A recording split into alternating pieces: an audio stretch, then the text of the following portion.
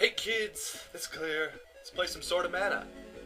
I just stopped at the inn because, you know, why the hell not? We're going into the desert. We need to be in the best condition we can possibly be for all of 2 screens.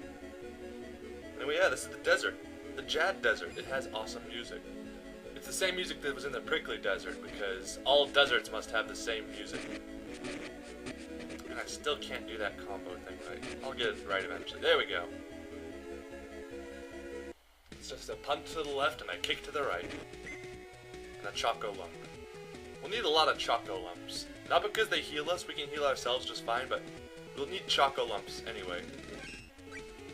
Anyway, these bird guys, they resist just about everything but piercing, physically speaking, so when we encounter those guys, we're going to switch to our flail.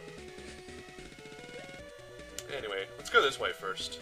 There's 2 ways you can progress, this way or south, and we're going this way first because I said so. What are you going to do about it? That's right, nothing. Flail Death Blow. Yeah, see, that's with Bogard at his best condition with his sword, doing only 6 damage to those things. We cannot continue this way. There is poison mist here. Even my tea cannot break through the toxic mist. Made by the Grudgies, which, that's the only point in the game they're actually specified as anything ever. But, you know, no matter. They can do what they want. Come here, you. You got a flail with your name on it.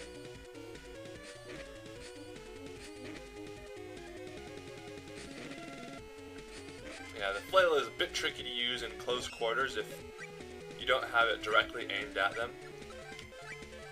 But it's not a bad weapon, really.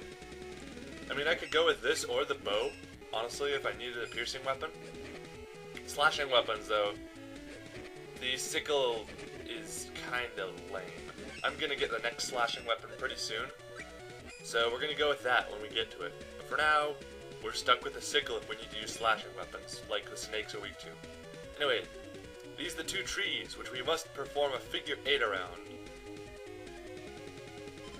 Oh man, that was such a hard mystery to solve, you guys. Oh man, the sandfalls went away. There is no way anyone could have foreseen this. Anyway, those skeleton guys are undead, so light magic, as you can see, is extremely effective on them. Even with only a few levels of magician like we have. And only a few ranks in light magic in general.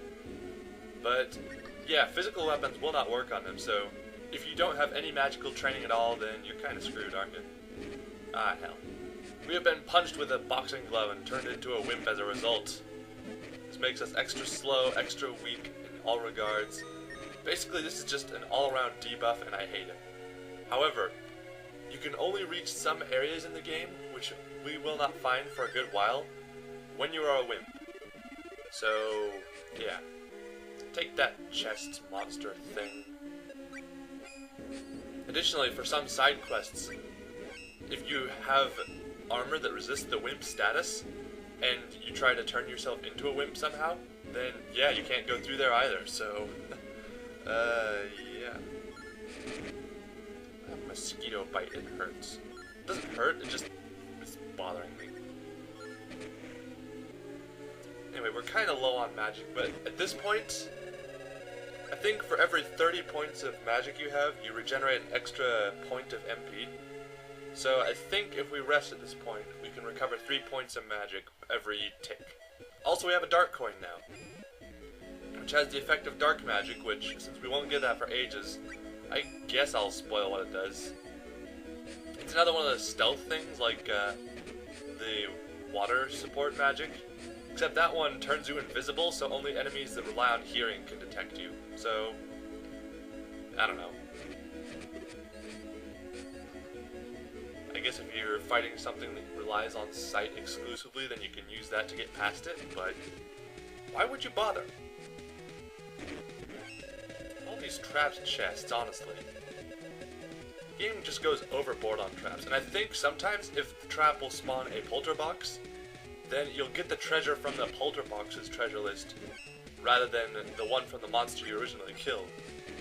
I think. Ah, dang it.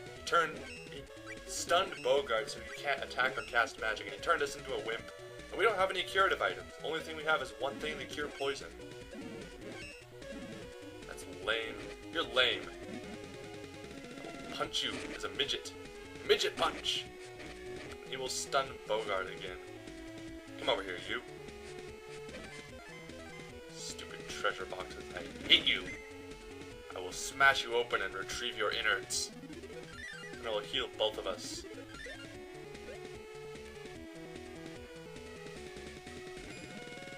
And there's a snake. I Hadoken you, snake.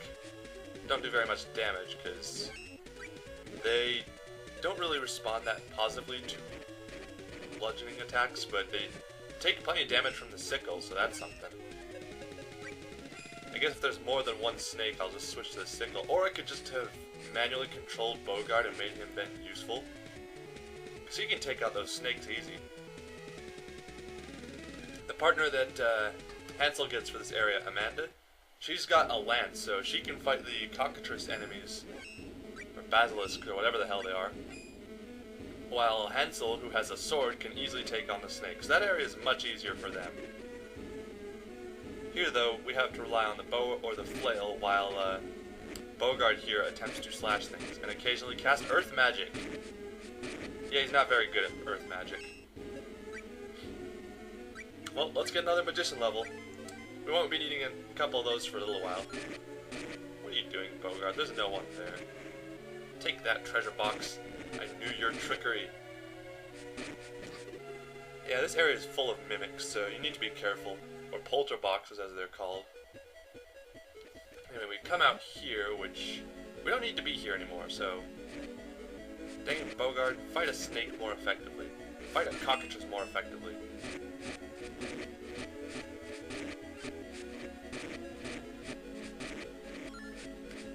And yeah, the bird enemies, like the cockatrice, they're immune to either of light or dark magic, depending on whether they're active during the day or during the night.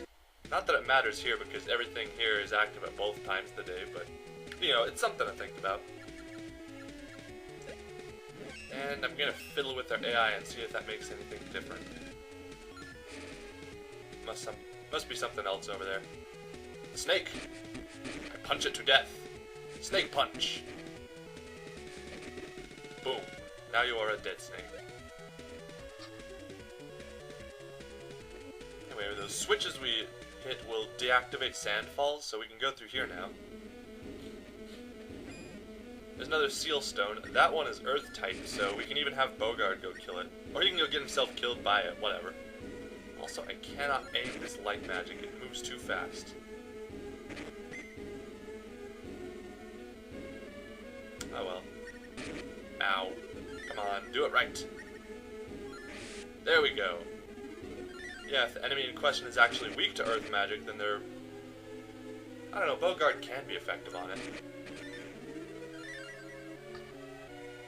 And yeah, those skeletons can speed themselves up, which increases their agility. Not that that matters, because, you know, magic always hits, but it also increases their move speed, so... Yeah, go keep it distracted, Bogart, while I regenerate enough magic to shoot it in the face. Face shoot. Anyway, we hit that one switch, which opens up this. My other sandfall doesn't go anywhere. Alright, a fire coin. Our collection's getting pretty rounded out at this point. I think, what, we're missing the wood coin at this point. And I think one other coin? Yeah, the wind coin. We don't have a wood coin or a wind coin, but once we have those, we'll have that quest pretty much done. Anyway, there's no enemies in this area, just a bunch of walls. You can't jump down, so... Let's go over here. Oh no, goblins! They throw their axes like boomerangs.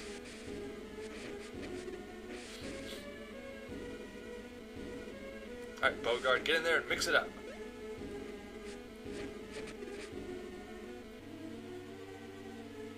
They can also use some earth magic of their own, in addition to throwing their axe boomerangs. They kinda hurt. I will heal the both of us with my monk healing. I am a healing monk. Alright, let's run past them and take him out. Punch, kick, uppercut. And as a reward, we claim one of their axes. The axe is the only slashing weapon aside from the sickle that Gretel can get, because she can't ever get a sword. And it's pretty good. I mean, it's slow, but it hits really hard. It's just as slow as the sickle, but rather than hitting all around whoever uses it, it has a 3-hit combo to it. So hang on, I'll show you on this snake since we can take it out with it now. 1, 2, 3. Yeah. Later on, we're going to temper this thing a lot, and it's going to, well, not temper, but forge like a new axe from a new thing, and it'll be super awesome times. Also, I think we need more monk levels, don't you? If we're going to follow the path of the God Hand, we need to be able to punch dudes really hard. Anyway, we hit that wall so we can take down that wall, and then that switch will take down this wall over here, and we can take whatever's inside. I don't know what it is. Maybe it's a cookie. Nope, it's an elephant tusk. And there's a dog barking outside. I should go take him back in once I'm done with all this. Drink more tea. That's good stuff. If you ever have a sore throat, make tea. You'd think this would be common knowledge, but no, people want coffee instead of tea, and I can't ever fathom why.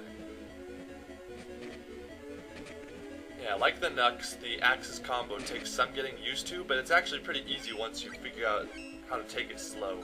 Just don't go all crazy mashing your button and you'll be fine.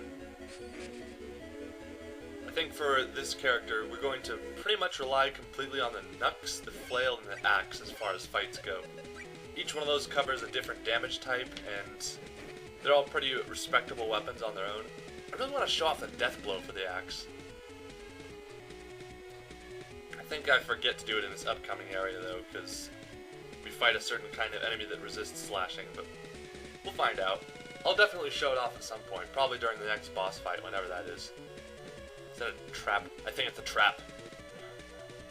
I've used my detect trap skill by hitting with an axe. It's another accessory. I think this one boosts physical attack, or maybe magic. Boosts something. And that's another seal stone, but it uses a magic type we don't have yet. So let's go in here. Welcome to the Dune Maze. It's full of cockatrices. That's the magic type for the axe. It's a little cone thing. It changes a lot depending on what magic type you use, so if you use an axe and you use a whole bunch of types of magic, then, I don't know, you might have fun with it. Kill you.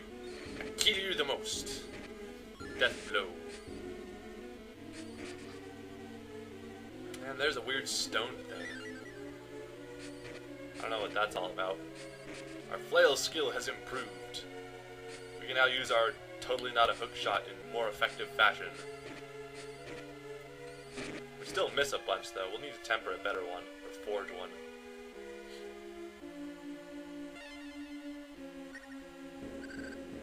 Hooray! It's a spirit! A wind spirit, a djinn as it were. It hisses when it talks. Yes, join our party. Supply us with wind magic. Also, we can go in that cave now, so why not? Anyway, yeah, wind magic. Wind magic is actually pretty good. I mean, it's not great. It doesn't affect, like, flying enemies very much, I think. Or maybe it does, and its earth magic doesn't work on it. I don't know. Whatever. Point being, it's pretty good, because the status effect, speed up, doubles your agility, and makes you move faster even while casting, so it's a good choice for pure magic users. The status effect it causes is the stun that Bogard was hit with, which is pretty much the second best ailment you can get in the game, aside from, you know, the charm effect that light magic does. Anyway, yeah, Sonic Boom! And there's a statue there. The way ahead is just over there. There's not much left in the desert, but even so, I'm gonna take a break here. So, next time, we're going to continue through the desert. We're going to go to the Altar of Time and destroy it for some reason.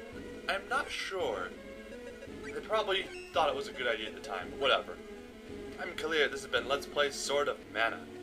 Next time we will continue training in the way of the God Hand, because, seriously, who the hell cares about this plot? This is not a plot. You're a plot.